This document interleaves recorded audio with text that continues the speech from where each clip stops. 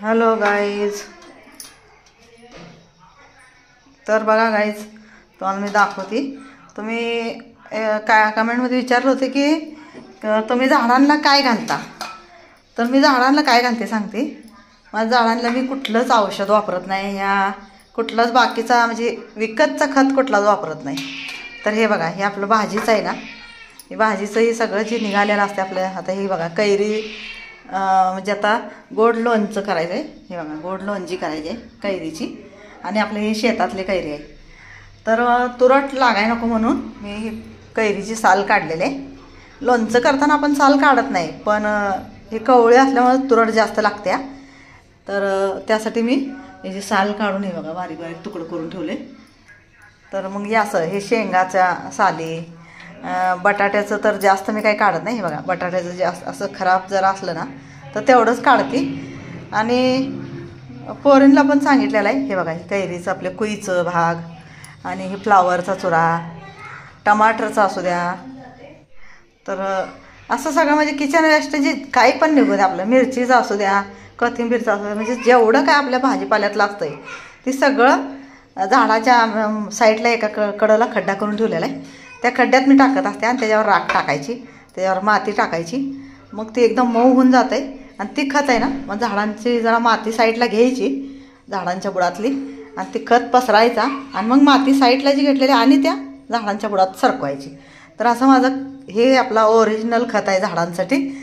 त्यामुळं झाडं माझी म्हणजे निरोगी आहेत सगळी. कधीच त्याला असं रोगही लागलेला, झाडं अचानक वाळलेली असं काय होत नाही माझ्या झाडांना. फक्त गुलाबच्या झाडांना कसं होतं आहे, पाकळ्या अचानकच बारीक म्हणजे कळी जी असते ना अशी टवटवीत फुलत नाही. तर गुलाबसाठी फक्त मला जरा बघायचं आहे की काय होतं आहे नेमकं. कधी कधी एकदम टवटवीत कळी उमलून फुल पण टवटवीत मोठं होतं आहे. पण कधी कधी एकदमच कळ्या अशा मुरछावल्यासारख्या राहत्या त्या, आणि बारीक बारीक फुल लागतात म्हणजे असे सुरकतल्यासारखे. ते त्यामुळं गुलाबच्या झाडाचं तेवढं मला औषध आपलं देशी काय आहे का बघणार आहे मी. तरी गोमूत्र पण आणून ठेवलेलं आहे. ते पण मला जरा कामामुळं काय शिंपडायचं होत नाही त्या झाडातनी. सगळ्यांना असं जरा असं फवारणी केली की नाही तर, आणि जरा झाडांच्यातलं एखादा किडा असला, एखादं काही कीड लागत असलं तर जात्या. फक्त तुम्हाला सांगायचं म्हणजे माझा उद्देश म्हणजे काय, मी आजपर्यंत दारात गाडी येते आमची कचऱ्याची, पण कचऱ्याच्या गाडीत आम्ही कचरा कधीच टाकला नाही. काय जी जरूर आहे तेच तेवढा, ते पण कधी तर. नाहीतर आम्ही जेवढं होईल तेवढं प्लास्टिक कमी वापरतोय.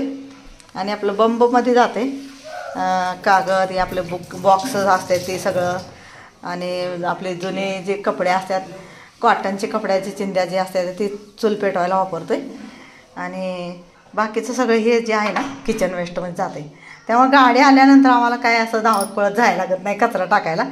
सगळा कचरा आपल्या प्लॉटमध्येच जिरतोय, म्हणजे रिसायकल होतोय.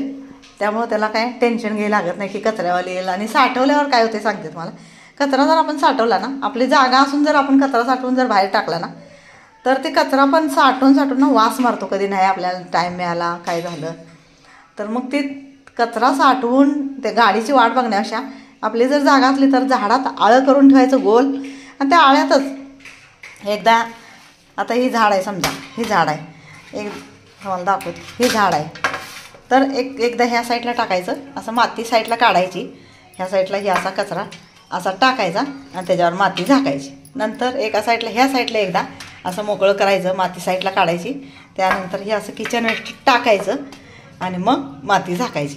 तर असं चारी बाजूनं झाडाच्या का नाही हे असं मातीनं किचन वेस्ट झाकून घ्यायचं. झाडांना कुठलाच खत आपल्याला वेगळा विकतचा आणून टाकता म्हणजे टाकायला लागणार नाही, आणि आपलं पैसे पण वेस्ट जाणार. त्यापेक्षा जे निसर्गाने दिलेलं आहे ना तीच खत व्यवस्थित आपला झाडांना गेला का नाही, इकडं तिकडं न टाकता, इकडं तिकडं जमीन घाण होण्यापेक्षा, दुसऱ्याची असू नये तर आपल्या असू द्या, जमीन घाण होण्यापेक्षा निसर्ग स्वच्छ राहायचं आपल्याला प्रयत्न करायचा असला ना, निसर्ग आपलं स्वच्छ ठेवूया म्हणून आजूबाजूचा परिसर, तर आपल्याला पहिलं प्रयत्न करायला लागणार आहे. तर प्रयत्न म्हणजे इथनंच सुरुवात होत्या. ही जी किचन वेस्ट आहे आपलं ते आपण बाहेर फेकून देतो. भाज्या निवडलेल्या, फ्लावर निवडलेलं, कोबी निवडलेलं, केळीची साली असू द्या, कांद्याच्या साली असू द्या, लसणाच्या साली असू द्या, सगळं झाडांच्या आळ्यात खोल खड्डा करायचा आणि त्यात पसरायचं, माती राख टाकायची, सगळं एकदम मातीसारखं होऊन जातं खत. आणि ती एकदम नंबर 1 खत आहे. त्यामुळे तुम्ही पण करून बघा. साधं एक कुंडी असली ना तरीसुद्धा त्यात सुद्धा हे आपला किचन वेस्ट टाकून कुंडीला खत तयार करायचा. म्हणजे तुळशी झाड सोडून तेवढं, बाकी सगळ्या ह्याच्यात तुळशी झाडात तेवढं शेणखत आपलं वापरायचं आणि जरासं गोमूत्र शिपायचं, एवढंच. बाकी काय ही सगळ्या झाडात खत तयार म्हणजे हे टाकला तरी चालतोय. असं नाही की कुठल्या झाडात टाकायचं कुठल्या नाही. मी नारळाच्या झाडात पण टाकते, केळीच्या झाडात पण टाकते. फक्त आळं करायचं आणि त्यात टाकायचं आहे, एवढंच आपल्याला काम आहे. आणि आळं केल्यानंतर माती साईडला काढून जर टाकलं ना, आणि ती राहिलेली मातीची साईडला आपण म्हणणार की सारखं जर असं टाकलं तर माती कुठून आणायची, आपल्याला कोडं पडतंय. तर तसं ना करताना आपण ती जी जुनी झालेली माती असते ती वरची ती साईडला सरकवायची आणि मग सगळ्या झाडात तसाच उपयोग करायचा. साईडला सरकवणं, ही रोजच्या रोज किचन वेस्ट निघते ती टाकणं, आज ह्या झाडात उद्या त्या झाडात, असं टाकत सगळ्या झाडांना खत टाकत राहायचं. तर निसर्गाला आणि परिसराला स्वच्छ ठेवायचं असलं तर आपण हे प्रयत्न केला पाहिजे. तर चला आता माझ्या ह्या किचन वेस्टला जाणार हे सगळं. आणि हे बघा बटाट्याचे पण साल मी कधी काढत नाही ना. शेंगदाणे पण लोक कशी करतात, म्हणजे एक सांगते मी बघितलेली. शेंगदाणे निवळतात, भाजतात आणि भाजल्यानंतर सगळे जे शेंगदाणे साल असते ना ती फुकून कचऱ्यात टाकतात. तर शेंगदाण्याची साल पण आपल्याला किती जरुरी असते. आणि आपलं बटाट्याची, मुळ्याची, गाजरची ही साल ही कधी काढायची नाही. काढायची कुठली, बीटची साल तेवढी काढली तर चालते. आणि संत्रा, मोसंबी ही साल काढणं जरुरी आहे, त्यामुळे तेवढेच काढायची. ती पण आपल्या किचन वेस्टमध्ये जाते, त्यामुळे त्याचा काही वेस्ट होत नाही. आणि हे बघा आता माझं भाजीच तयार झालं आहे. तर गोड लोणची करते, फ्लावरची आमटी करते. आणि ही शेंगा हे आपल्या सोलून ठेवल्या, आता बॉक्समध्ये भरून ठेवल्या ना, कॅरीमध्ये पॅक करायचं. नाही तर मग हे म्हणतात ना की शेंगा आधी सोलून ठेवायचं नाही, खराब होत्यात. काय खराब होत नाही त्या शेंगा, फक्त आपण 1-2 दिवसातच वापरायसारख्या असल्या तर सोलायच्या. आणि लई म्हणजे 2-3 दिवस ठेवायच्या असल्या तर मग सोलायच्या नाही. आता हे कसं, ही रात्री मी करणार आहे, त्यामुळे आता हे असं बॉक्स तयार डबा भरायचा आणि आता पॅक करायचं. आणि संध्याकाळी आपल्याला फोडणी द्यायच्या वेळेत ना स्वच्छ पेज पाण्यानं धुवून घ्यायचं आणि करायचं. एक साल काढल्यामुळे शेंगा एकदम स्वच्छ झालेल्या असतात, घाण काय नसतात. पेज पाण्यानं दोनदा धुवायची आणि फोडणी द्यायची. तर चला आता आज फ्लावरची भाजी आहे आणि गोड लोणचं आपल्या शेतातल्या कैरीचं करणार आहे. म्हणजे कसं हे आपलं रेग्युलर वापरायसाठी करणार आहे. हे जर लोणचं काय करणार नाही मी, लोणची करणार आहे. त्यामुळं 4 दिवस जाऊ द्या, 5 दिवस जाऊ द्या, आपल्याला घरात रोजच्या रोज जेवणात थोडंसं घेतलं तरी चालते. आणि खट्टमिठ्ठं केलं का नाही गुळ घालून तर छान लागतंय. तुम्ही पण कधी करून बघा, एकदम मस्त लागते. चला आता अजून भरपूर कामं आहेत. हे किचन वेस्टचं मला विचारलं होतं ना, त्यामुळे मी तुम्हाला सांगायचा प्रयत्न केला, बाकी काही नाही. तर गाईज हे बघा गोड आपलं लोणची केलेले, आपलं कच्च्या कैरीची, कच्च्या कैरीची आणि फ्लावरची भाजी केली. हे बघा मस्त झाल्या का, चवदार झाल्या, खट्टी मिठी. आणि स्वाद आहे का धन्याचा आणि सोपचा, थोडंसं ना. आहे खट्ट्या मिठच पाहिजे, जास्त गोड नाही पाहिजे. तुझ्या मम्मीने काय करून दिले पराठा. हे मला तसं नाही करायचं, पडतंय मग खाली जवळ सारखा. चांगलं झाले का, खावा. तर बघा ही पराठा गरम गरम ह्यांना दिलाय त्यांच्या मम्मीने बनवून. आणि मी आपलं लोणची आणि फ्लावरची भाजी केली सगळ्याला. चला आता तुम्हाला आत दाखवते काय.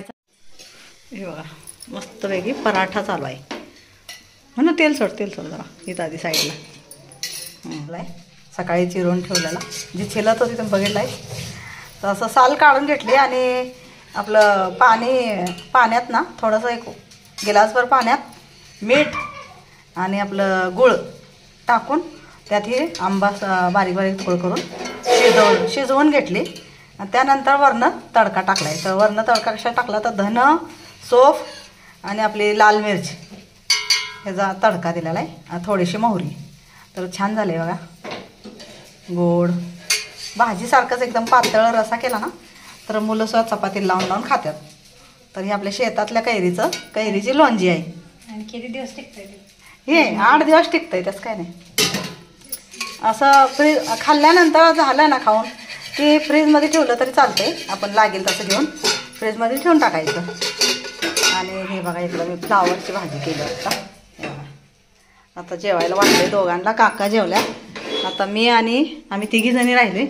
तर चला आता तुझं झालं की मग तू आवर. आता मी तर जेवते, मला भूक लागली आता.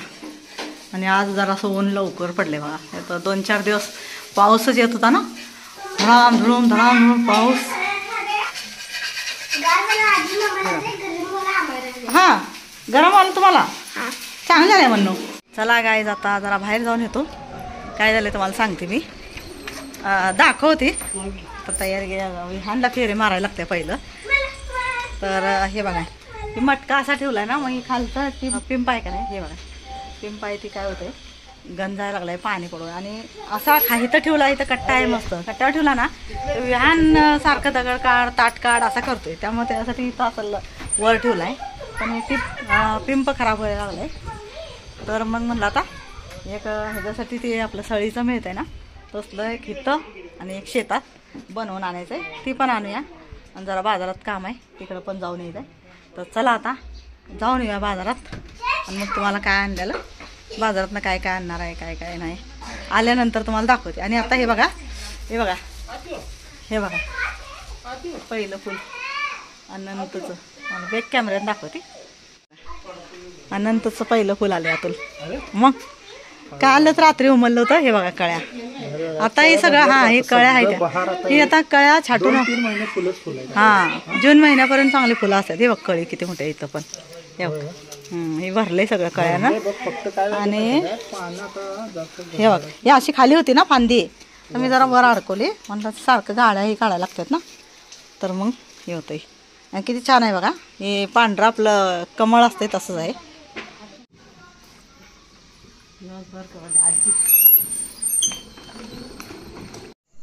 तर गाईज आत्ता जेवण झालं आमचं. आणि मी अतुल अजय आणि आमचा हे छोटासा विहान, आम्ही थंड हवेत बसलो आता जरा टेरेसवर. आणि सिया गेल्या खाली, ते आत्ता येते बघा लगेच. तिला काय करमत नाही आम्ही नसल्यावर आहे का नाही. तर मस्त पैकी गार वारं सुटले, बघू शकता तुम्ही झाडांवरून. झाड हलते ना, हा झाडाची पानं बघा किती हायला लागल्यात. आणि पाऊस पडल्यामुळे लय थंडी हवा आहे. हा मस्त वाटते. म्हणजे आमच्या इकडे 2 दिवस पाऊस झालाय गाईस. तुमच्याकडे पाऊस आहे का नाही सांगा कमेंट मध्ये. आमच्या इकडे तर खूप मोठा पाऊस, असा वादळी पाऊस सारखा झालाय 2 दिवस. आज काही नाहीये.